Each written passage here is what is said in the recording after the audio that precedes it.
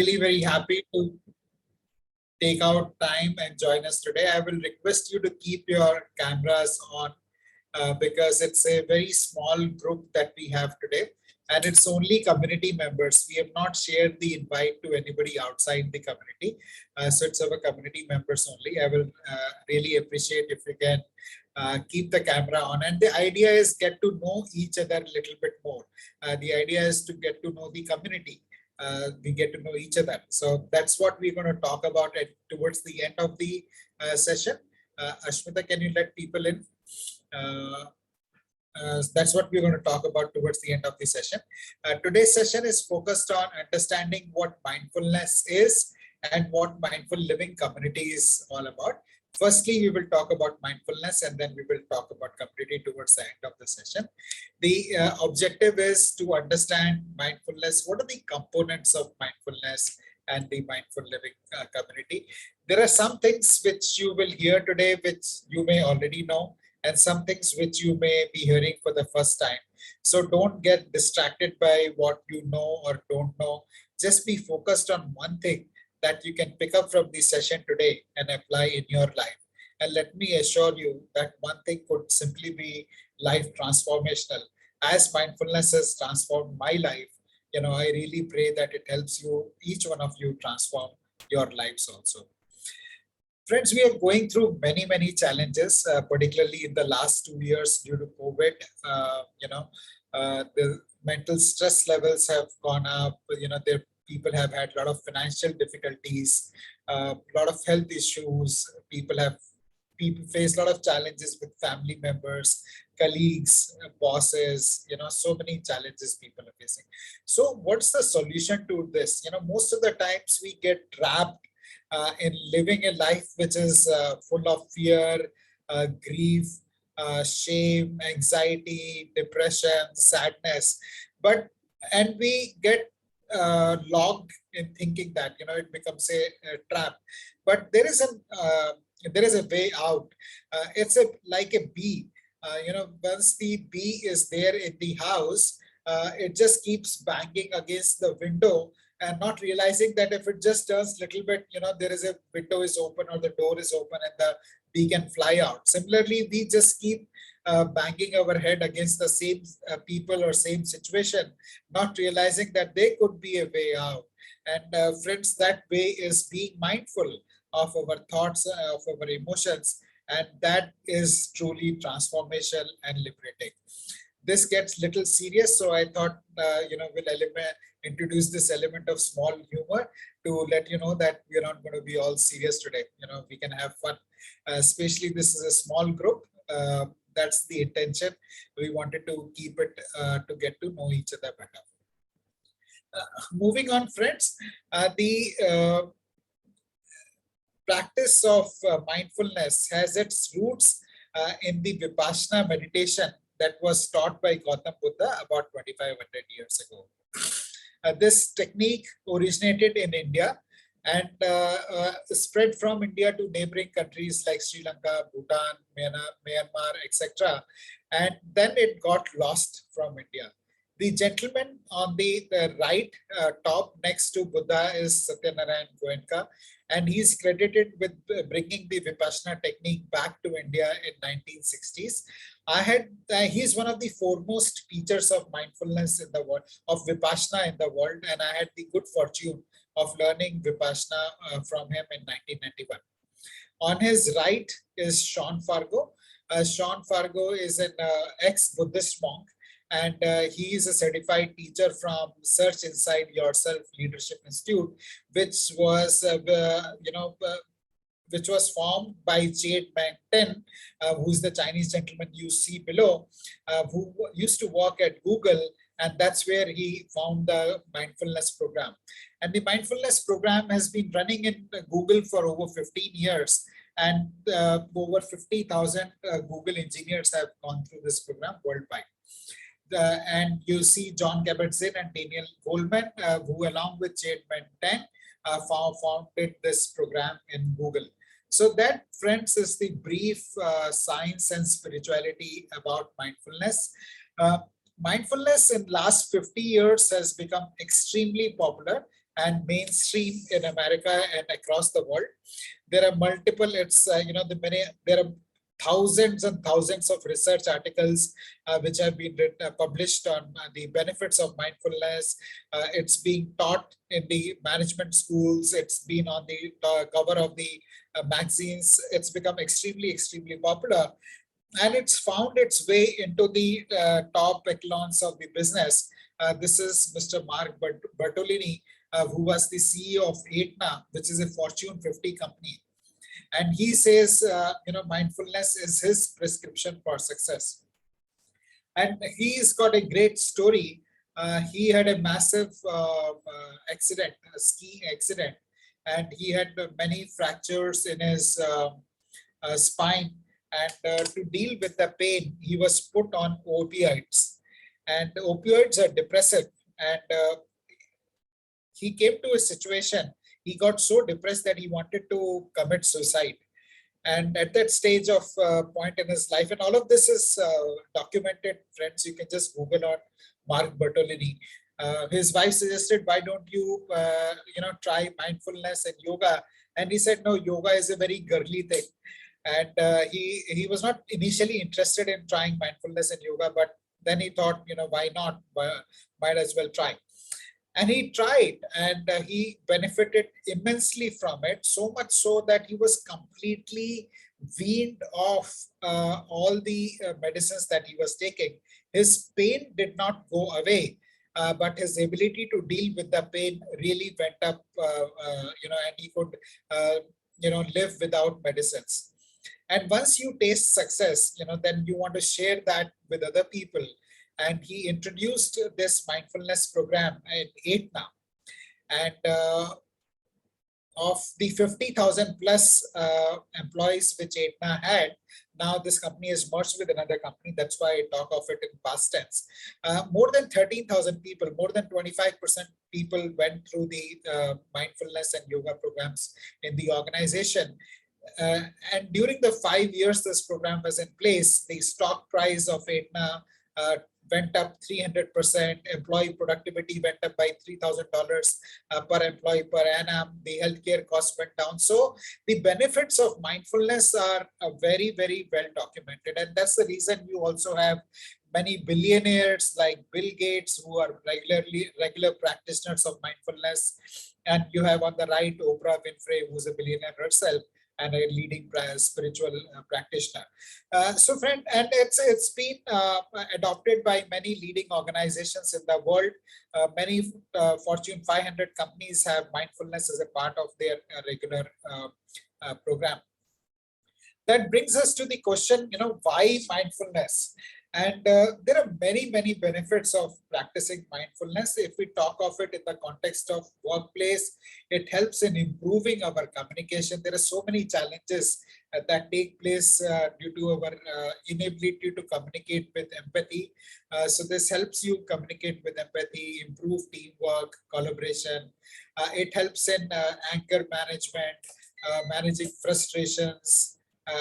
It helps in managing addictions. It helps in sleeping better, reducing stress. And as an accompaniment to reduction in stress, it helps in increasing immunity, making us healthier and happier, and overall helps us become a better leader.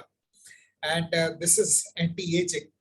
So there are many benefits. Don't have to believe me. Just go and Google on benefits of mindfulness and you will find many research studies which have taken place in this area. But you may be wondering, there are so many benefits of mindfulness. Billionaires are practicing it, CEOs are practicing it, but is this the right thing for me? There is always a but, if and but, which stops us from moving ahead. And let's look at some of the myths which prevent us from taking to mindfulness. One of the things is people think mindfulness is very difficult. But friends, it's not the question of easy or difficult. It's like a skill, anything that we learn initially may look difficult, whether it is swimming or cycling or writing alphabets, whatever, it may appear to be difficult, but as we keep practicing it, it becomes easier. So today we don't have to think twice about writing an alphabet, but initially remember how much of efforts we had to put in getting our A's and I's and E's right. Secondly, people think that it's a quick fix. mindfulness is not a quick fix. It's not a pill that you can pop to feel better. But what happens is when you start practicing mindfulness, it helps in gradually rewiring your brain, making new neural connections, and that helps in forming new habits, better habits, becoming happier.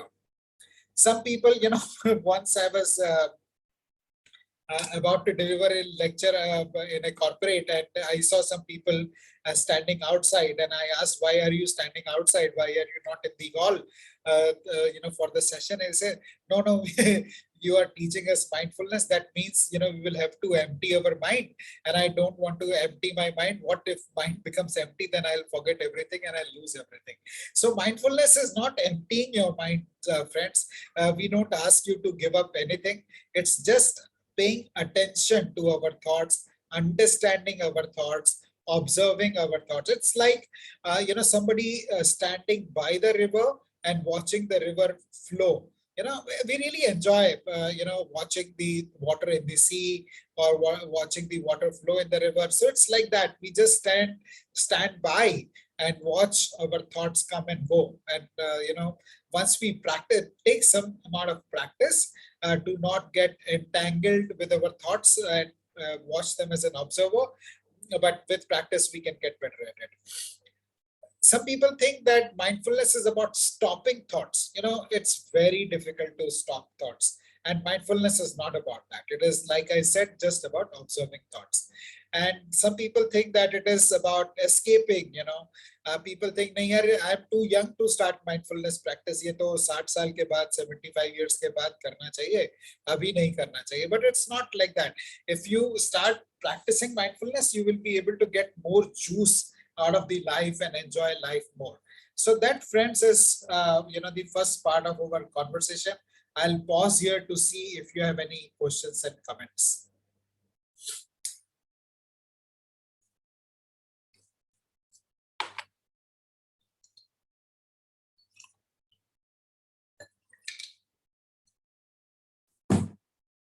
Any thoughts, questions, comments on mindful? Yes, Manoj.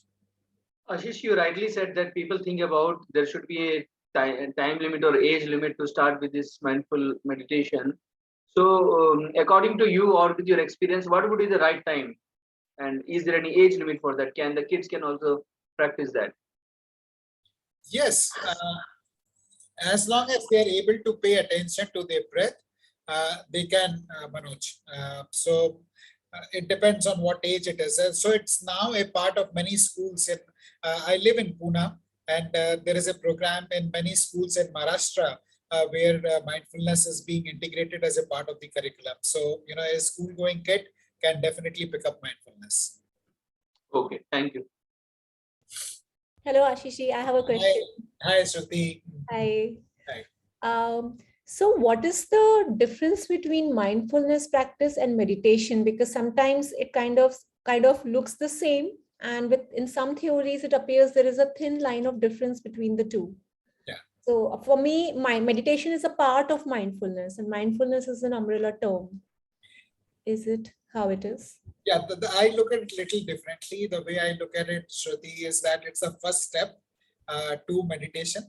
So once we start observing our thoughts, then the next step is meditation, because mindfulness is basically observing, whereas meditation can have different elements. So meditation can be body scan, meditation could be trata, meditation can have many different forms. So that's the next, to my mind, meditation is the next step of mindfulness. Okay. Once we sharpen our attention, once we develop the ability to hold our focus, sharpen attention, then we move on to other meditation techniques. Correct. Once a focus is in place, then you can go to the next level. Correct. It's like sharpening your knife. Yes, yes. Thank you. All right, friends. Please let me know if you have any other questions. We'll move on. So this is the definition of mindfulness that is given to us by John Kabat-Zinn. And I find this very interesting. It is keeping one's complete attention to the experience on a moment-to-moment basis in an open and non-judgmental way. When we look at it in terms of English, it sounds very simple, but it contains an ocean inside it. This almost contains the entire mindfulness inside it. And let's understand what are the components John Kabat-Zinn is talking about. There are 5 components of mindfulness that John Kabat-Zinn is talking about in this. The foundational component of mindfulness is attention, our ability to pay attention to our thoughts and emotions in the present moment. That is the foundational. And then the next element is awareness, being aware about what's happening around us. It's a bit like cardio and the strength training. So attention is the strength training and open awareness is the cardio, so just aware about what's happening in our environment. And third is accepting our thoughts and emotions as they are, accepting people as they are, accepting the situations in our life as they are, dropping our judgment and accepting things as they are. A very, very powerful component of mindfulness. And the fourth one is not identifying with the thoughts and emotions. So what happens is when we are experiencing anger, we say, I am angry. But I'm not angry, but I'm identifying with that emotion at that point of time, or I am depressed, or I am sad, but I'm not that. If I label myself with the emotion I am experiencing, then I'm not doing justice. My entity is far more than the emotion I'm experiencing at that point of time. Sometimes we think that we are our thoughts, and that also may not be true. We are not our thoughts. So this one, the ability to observe our thoughts and emotions helps us not identify with them and realize that we are somebody other than the thoughts and emotions that we have. And this is so powerful. This is so fundamental. The ability, our ability to make choice is so fundamental to human being, and it's about freedom. It's about charting our course of future. Everything in our life is a matter of choice. Many a times we think that we're living a life in default mode, and that's what mindfulness is about. Not living life in a default mode, but choosing every single minute. Like you chose to attend this session, it's a choice. You're not here by chance, it's a choice. And like that, everything else in our life is a choice. So how consciously are we making our choices? The more conscious we are about the choices we make, the better control over life that we have, better experience of life that we have. Otherwise, we are just going on, and it's so much better when we are living consciously. This may sound easy or difficult, but to experience true mindfulness is to actually practice it. Like swimming can't be learned by reading it. Mindfulness can't be understood by talking about it. So let's have a short 10-minute practice of mindfulness, and then we will resume our discussion. So I'll invite you to sit straight with your back straight, hands on your lap, palms facing upward, and gently close your eyes and bring your attention, entire attention, to your nostrils, and observe every breath that is coming in and every breath that is moving out.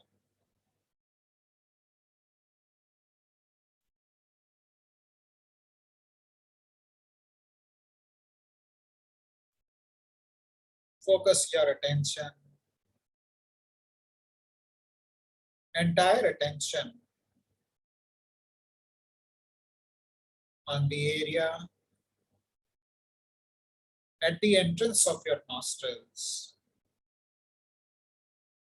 and observe every breath that is coming in and every breath that is moving out.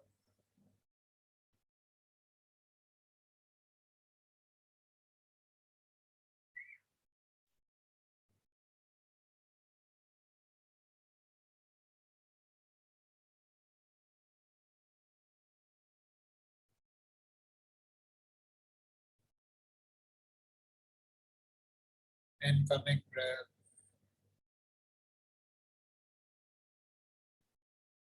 outgoing breath,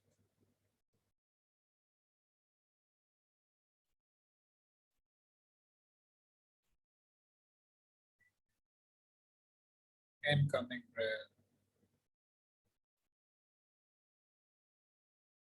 outgoing breath.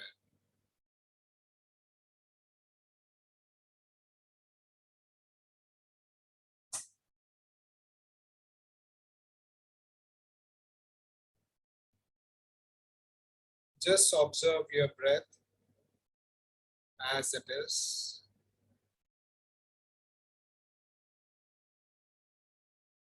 without regulating it.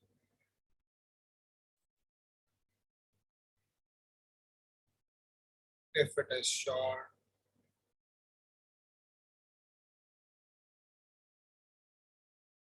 let it be short.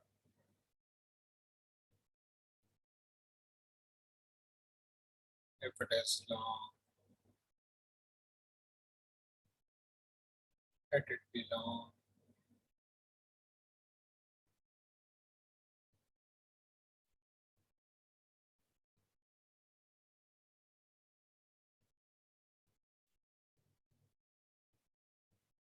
Just observe your breath as it is.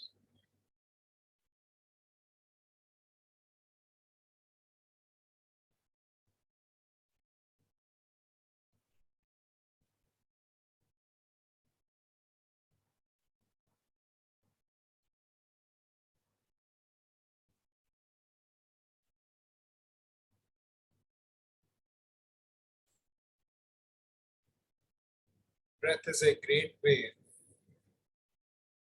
to anchor our attention to the present. We can't go back to a breath that we have already taken, nor can we go to a breath which we are about to take.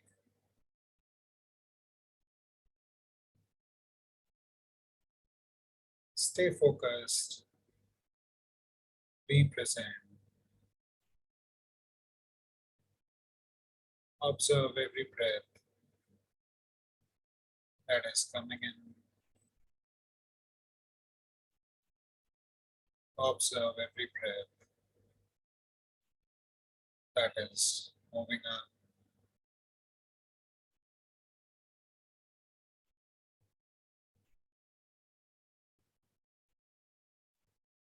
If it is coming in from the left nostril,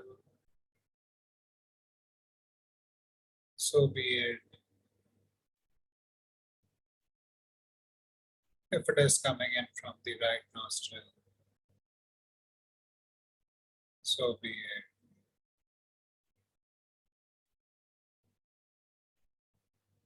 If it is coming in from both the nostrils, that is fine too.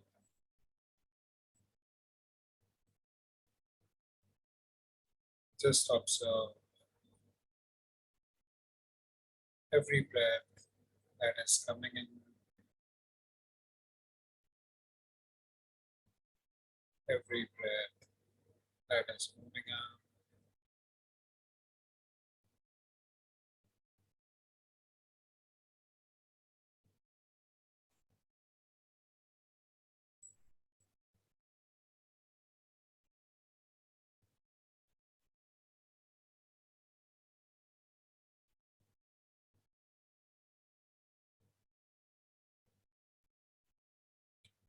Like a gatekeeper, observe every breath that is coming in, Observe every breath that is moving out.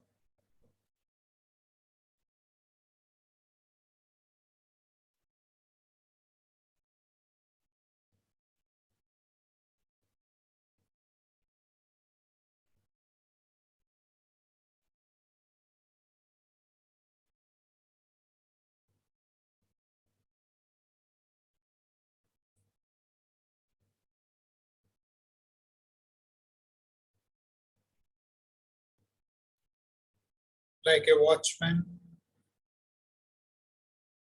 observe every breath that is entering the nostrils. Observe every breath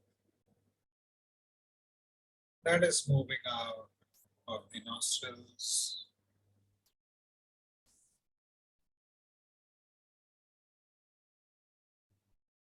Keep breathing.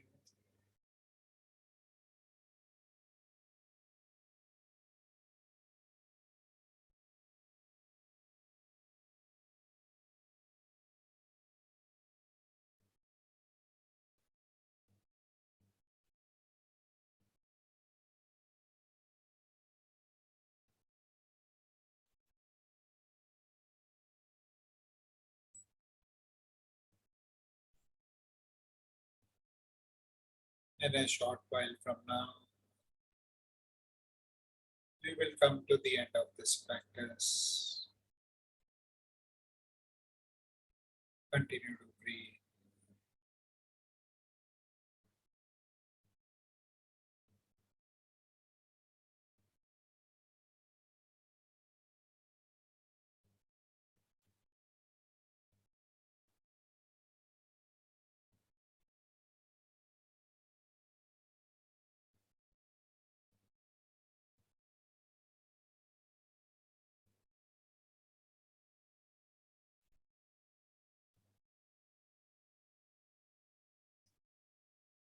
As we come to the end of this practice,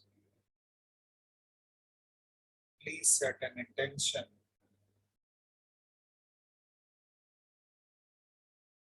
that this practice of paying attention to your breathing and being mindful may benefit you and everybody you come in touch with.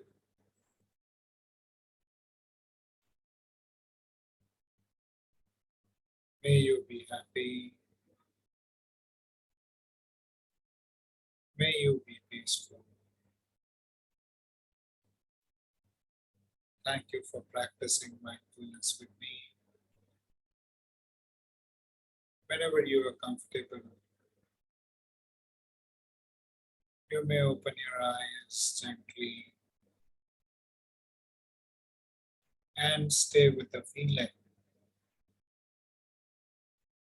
for a couple of seconds more. Thank you.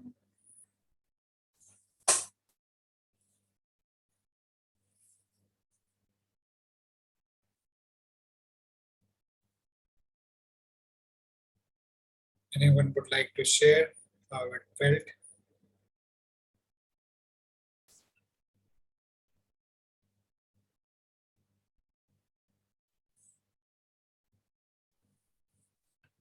Didn't Yes. feel like didn't feel like opening my eyes, and now I don't feel like talking. It feels so calm and nice. I can understand that. So beautiful. And with your voice and instructions, it was so beautiful. Thank you. Thank you. We will please feel free to share your comments in the chat or unmute yourself and speak. So what we did was a short practice of mindfulness. Mindfulness, as I was sharing with you earlier, the foundational component of mindfulness is training our attention to stay in the present. As you would have observed during the practice, that our mind tends to wander to either the past or the future. and rarely stays in the present. And like we practice workout in the gym and build our muscles, the same way we can practice and build our muscle of attention. Uh, Only thing is we need to do it gently. We need to do it with patience, with compassion, without getting frustrated. Even, the more number of times we do reps, the stronger our muscles become. The same way, the more number of times we gently bring our attention back to focus on the breath, the stronger our muscle of attention becomes. So gently keep practicing with compassion. Think of attention like a child or a puppy who keeps running away, and then you bring the puppy back or the child back with love and affection, rather than spanking them or shouting at them. So that's what attention training is about. And once we develop this ability to focus our attention, we could possibly achieve anything that we want. Um, think of it in terms of sun rays, which are scattered normally across the earth. When they are scattered, they just give us light, and they give us some warmth. But when they are focused through a lens, then they can burn a hole into the rock also. And there are many Google videos on the Google which you can go and check out. That's the power focus has. And when we focus our attention to anything that we want to accomplish, then the results are miraculous. And in terms of our workplace, or in terms of work that we try to do, there is a very effective technique that I have come across, which I've started practicing, which is also called Pomodoro, which is working in blocks of time, of 25 minutes or 30 minutes. And, we pick up that 25, 30-minute block, and then just in those 30 minutes, you do nothing else but stay focused on what you're doing. And it has miraculous results. You would find that your productivity goes up not by 10, 20, 30%, but maybe 100, 200%. So that is the power of attention. Most of the people today are highly distracted.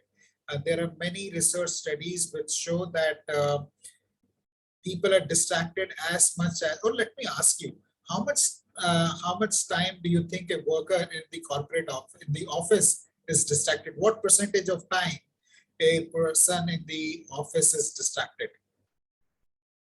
You can put it in the chat, or you can unmute and speak. Half of the time. Half of the time, yeah. That's very well said, except that half of the time was as per a research done 10 years back. Today it's like 50, 60, it's like 60, 70% of the time people are distracted. You imagine what it can do to the productivity at workplace if people are focused, 100% of the time.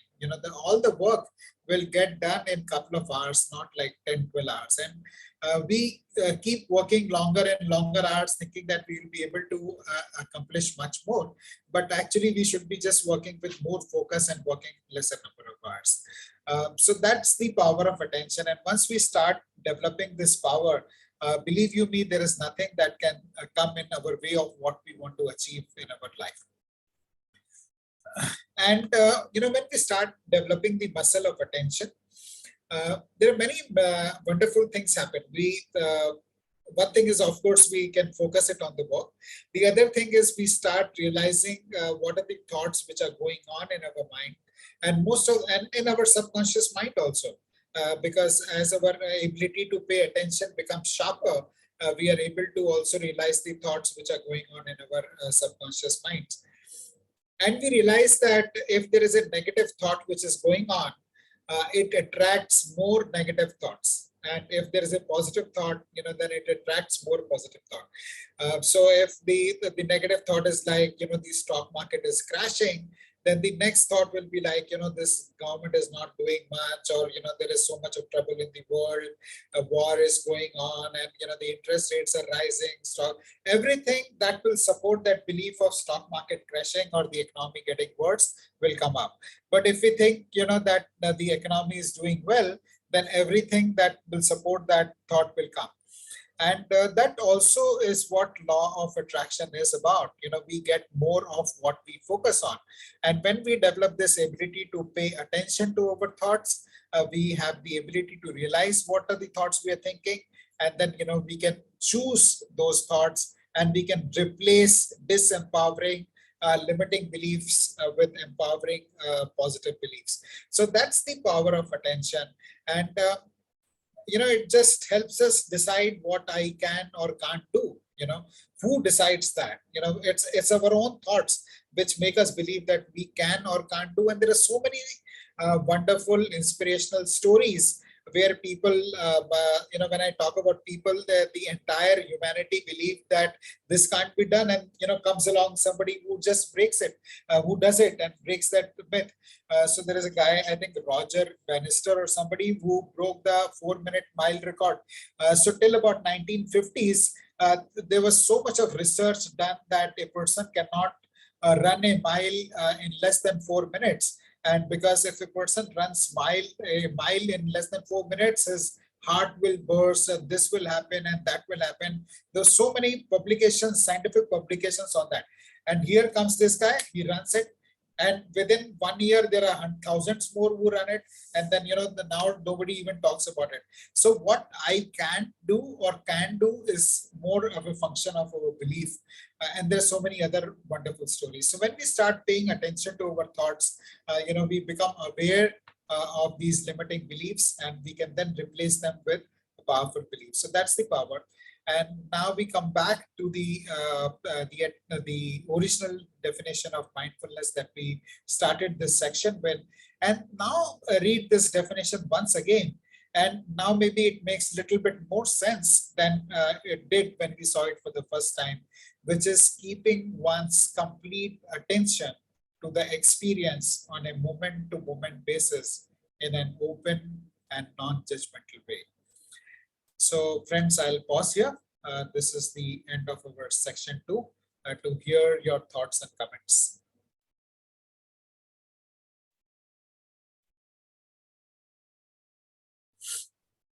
I have a question.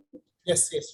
So we did this beautiful exercise of focusing on our breath to train our this muscle. Are there any other forms of exercises too to have mindfulness? Yeah, so breath is one of the ways, Shruti. We could focus on pay attention to sensations on our body. So that's another very, if I may say, favorite practice of mine. And that also goes into the realm of awareness. And there are many others like Tratak that we did, and many Yes, others. all that. Even focusing on any object. So wherever we are. Yes. The advantage with breath is it's always there with us. And it's the easiest way to do it, and I mean, be more consistent in our practice on daily basis. Thank you. That's the advantage. Okay, so we'll move to the last section now, which is about the mindful living community.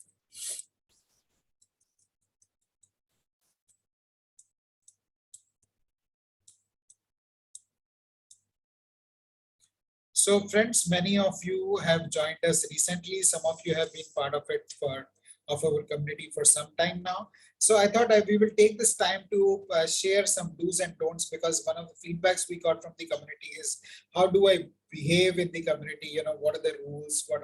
What is it that I can do, can share, can't share? So just sharing some do's in that context. Please treat members with respect. Which means that don't spam the group with good morning, good night, and other mindless forwards. Also, no religious messages, no messages in political overtones. So just be mindful of that. Please feel free to comment on the posts of other members. So that's absolutely fine. Please share messages only related to mindfulness. And if there is a forward that you're doing, please share your comments along with the message. What is it that you like about it, or why are you sharing it, rather than just mindlessly forwarding that message. Share about the work that we are doing with your friends and family. The objective of Mindful Living Community is to make our community, and when I talk about community, is the people we can reach out to, and through the work that we do, we are reaching out to thousands of people, and we depend on you to share the word with your friends and family so that more and more people can live consciously, live happily, live healthily. And that's our endeavor. Please share about our Saturday events with more of your friends and groups. Share the learnings from each session in the group, so that there are two things which happen when you share your learnings from the sessions that you attend in the group. Your own learning gets reinforced, and it motivates others to also join the sessions and benefit from the sessions. Share with us topics that you would like to cover in the sessions. So currently we are doing themes, monthly sessions based on themes. So today is actually World Health Day. So all our sessions in April are dedicated to the theme of health. Our session this Saturday is about reversing diabetes and obesity. Then the following weekend is on sound healing. And the one after that, we are having, Supriya is not there, we are having Supriya's husband, Brigadier Bhave, talk about his journey to health. And the 30th, we have Dr. Nupur talking about mind-body connection. So these are the sessions. Please keep sharing with us what else would you like us to cover. So we look forward to that feedback. And join at least one session a month. So that's one good way of getting benefit from the session. Sometimes people say, Ashish, this is your community. And I say, no, this is not my community. This is everybody's community. So please keep sharing your feedback with us. And we have started this initiative recently of having Mondays at the Mindful Mondays. So any post related to mindfulness, please share on Mondays. Any quotations on Tuesdays. Wednesdays we are designated as winning of the week. So wow, Wednesday. So whatever wins you have in the previous week, please share. So Shruti, next week when you are, please share the pics of your session that you conduct on Wednesday. And Thursday, today is Thankful Thursday. So we had a spate of posts about things which people are thankful for. This helps increase the energy. And Friday is one day, so post anything which can bring a smile on the face of the people. Anything anybody would like to share? I'll pause here.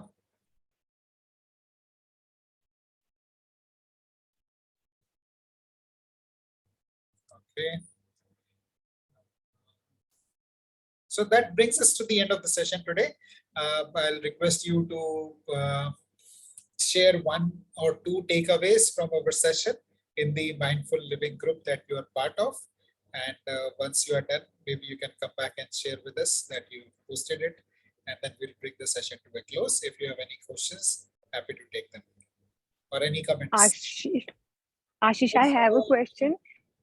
Since I couldn't join in time, can you just go back and revise the first few concepts if you have time? Yeah, okay. Well, we will do that. Okay. All right, Madhut.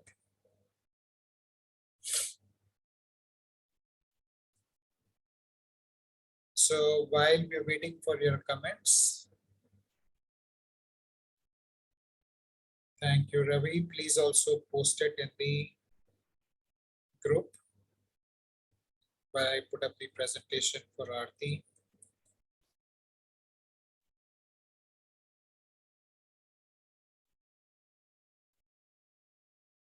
Aarti, can you see the presentation?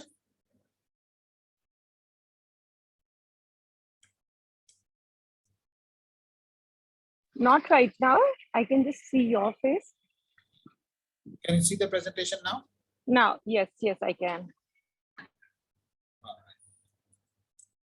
So today's session was about mindfulness, Aarti. Basically, we talked about where does the practice of mindfulness come from? It's an ancient practice which has got roots in the Vipassana meditation that was taught by Gautam Buddha about 2,500 years ago. And then this technique went out from India to neighboring countries, and then it got lost in India. And Sri Satyanarayan Goenka, the gentleman in the specs on top center, he's the one who brought it back to India, and he's one of the foremost teachers of mindfulness in the world. I had the fortune of learning mindfulness from him, and in 1991. And today, in last 50 years, it's become extremely popular in the world. Thanks a lot to the work that has happened in the West. They have done extensive research on the benefits of mindfulness. They have done brain scans. They have done so much research and published benefits. And that is something which has helped make this very popular. And because of the research and the benefits, it's been picked up by business leaders, and many CEOs and billionaires swear about the practice of mindfulness. This is a superpower, and you have Aetna CEO talking about it, Bill Gates practicing it, Oprah Winfrey practicing it. Most of the Fortune 500 companies have sessions on mindfulness now.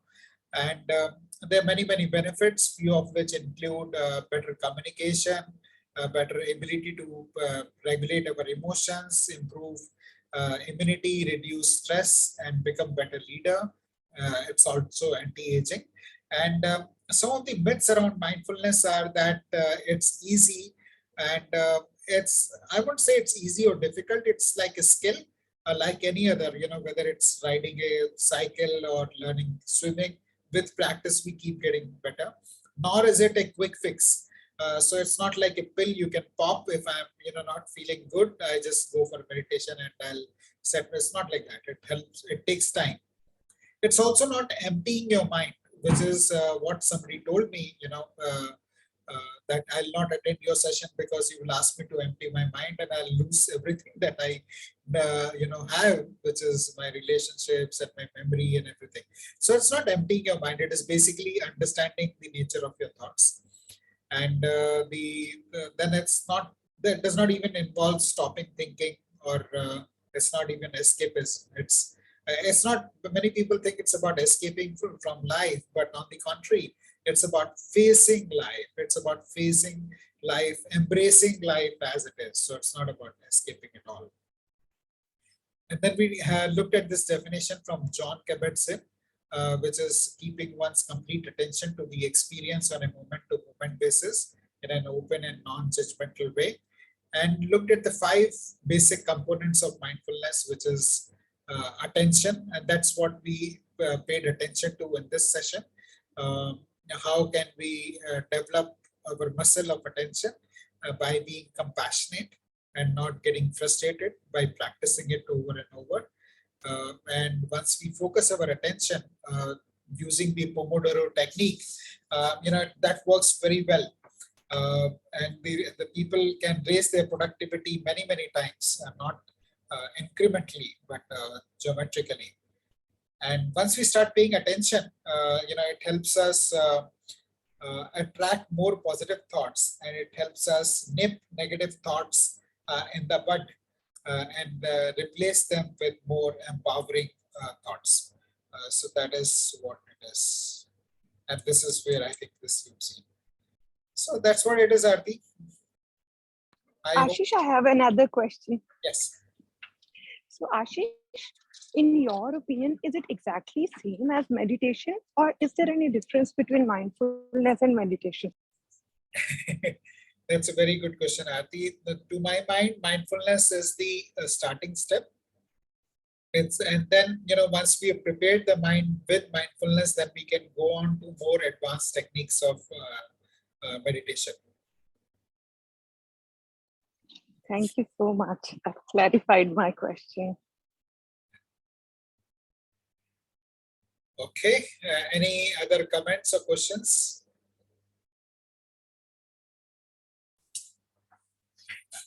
All right, friends. Thank you for joining us today. Thank you so much. Beautiful session. Really enjoyed. Thank you, Shruti. Thank you for joining us. Thank you, everybody. Take care. Good night. Thank you, Ashish. Keep taking such sessions. Thank you. Thank you, Aarti. Wonderful. Bye.